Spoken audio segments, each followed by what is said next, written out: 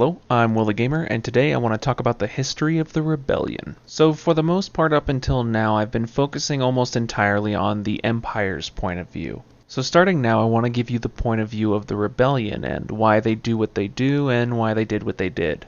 So from the point of view of the orcs, war is everything. Life is about war. Orcs believe that the only true way to die is in battle. It is considered the greatest honor to die or slay a person in battle, meaning they see it as honoring their foes by slaying them in battle, and they believe that they are honored when a foe is strong enough to slay them. An orc will even seek out the person who is eventually to kill them. They even have a special word for this specific person, Renhaft.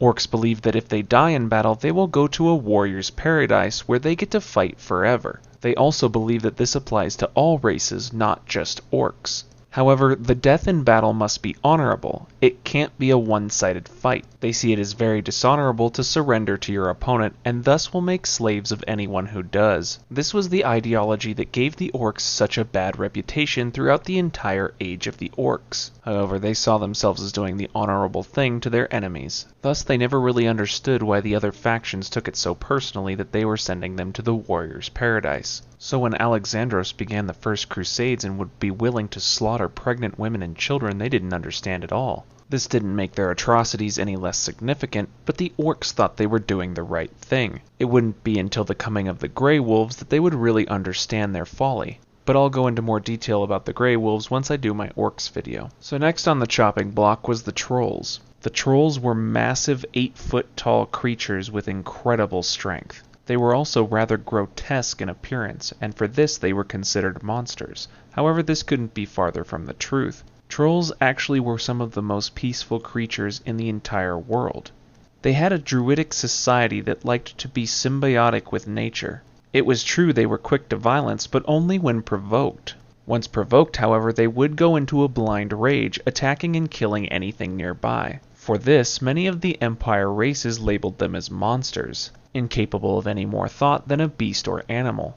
Thus the Empire races hunted them to near extinction on the western continents. However, on the eastern continents, the orcs saw a different purpose for them. The orcs saw the trolls as a race blessed by the war god. As such, trolls were allowed to walk peacefully through their camps without ever being attacked. They would even fight side by side with trolls if they were in danger, believing them to be the closest things orcs had to sacred. Orcs had very little in the way of mana manipulation, however the ones that excelled in it were sent to the trolls. Troll druids and shamans would teach them to speak to the elements, and use them to fight. Thus trolls were even seen as messengers of the gods. Many Empire crusades into the eastern continent would leave a lot of trolls dead. Even as peaceful as the trolls were, they made an oath of vengeance against the Empire. Since the Empire couldn't view the trolls as a sentient creature worthy of respect, they would do the same to the Empire. Trolls would slaughter any humans, dwarves, fae, elves, or gnomes that came anywhere near them. They would treat them like monsters, just as they had been treated. Next on the list is the demi-humans. An old myth spread throughout the Empire said that demi-humans were created through the copulation of humans and animals. As such, the Empire saw them as abominations, sick and freakish mutations of what was pure. The orcs, however, saw this mutation as a blessing from the animal spirits. Orc legend saying that an animal that found you worthy would bestow upon you its strength. However, this meant that the orcs were very superstitious of the demi-humans and avoided them at all costs, not wanting to anger the spirits. They believed that the demi-humans were the avatars of their respective spirits, and if they killed them, terrible curses would be placed upon them by the spirits. It probably also didn't help that the demi-humans were fantastic illusionists. They would use their illusion magic to spread superstition and fear amongst the orcs, in this way allowing their own self-preservation. The demi-humans, however, did not know what to believe. They didn't know why they had these special powers, and they don't know who gave it to them. The only thing they knew was that everything was out to get them, or at least that's how they felt.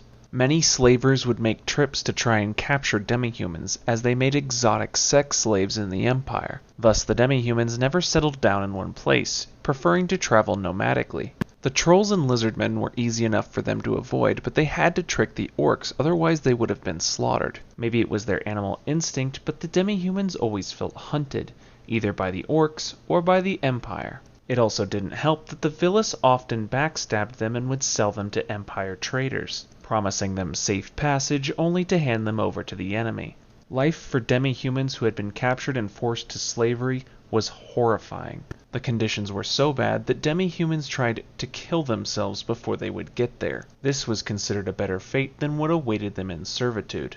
This made the demi-humans an extremely paranoid people, constantly living in fear of capture. They relished their freedom but often resorted to thievery to survive, though stealing from the orcs was just as dangerous as being captured by the Empire.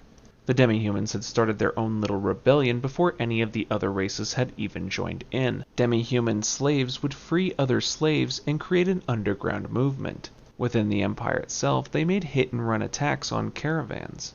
This helped supply the underground rebel force. Then they would go back to their jobs as slaves during the day. It was this demi-human underground slave effort that would eventually spark a full rebellion. Many of the Villis also joined the rebellion after seeing what horrible things were done to the slaves they were selling the Empire. Thus, when they finally broke free and orc and demi-human slaves pushed their way to the coast, the Villis were there to pick them up.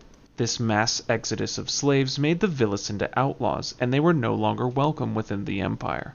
The Villis up until this point had no unified power, acting more like smugglers and pirates than anything else. However, up until the rebellion, these services were still useful to the Empire, and thus the Villis were allowed to stay, though they had never really been welcome in the Empire, seen as thieving and dishonorable.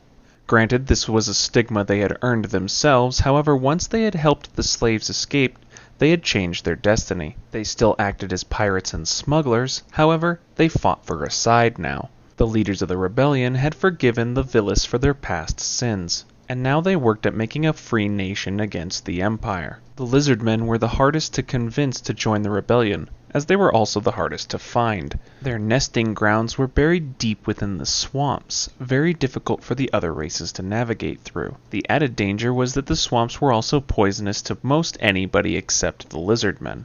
And on top of all of that, the swamps inhabited a quarter of the southeastern continent. Since the lizardmen had no kingdom to speak of, it was difficult finding all their individual nests. However, once they eventually did find them, they were more willing than any to join. You see, the lizardmen shared an Aztec culture, and much like the ancient Aztecs, performed ritual sacrifice. To them, it was considered the greatest honor to be sacrificed to their gods, as only the greatest warriors and priests were given the honor.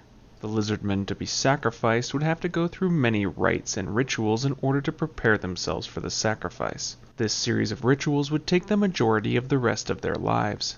During this time, several of these rites would force them out of the swamps, at which time Empire slavers would make their move and try and capture them. To capture a lizardman who was undergoing their rites was an affront to the gods. When the rebellion finally made contact with the lizardmen, they had been preparing for war for years. Thus, they were more than happy to have found allies in their crusade. However, this did not mean the rebellion was a purely unified force without any problems. The orcs, as always, fought amongst themselves and others. The trolls couldn't come with any coordinated or decisive actions. The demi-humans simply didn't trust anyone.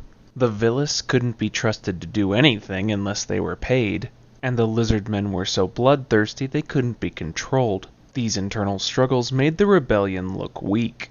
After several completely failed assaults, the Empire stopped taking the rebellion seriously. However, this would all change with the coming of the Grey Wolves. But I'll leave it on that for now.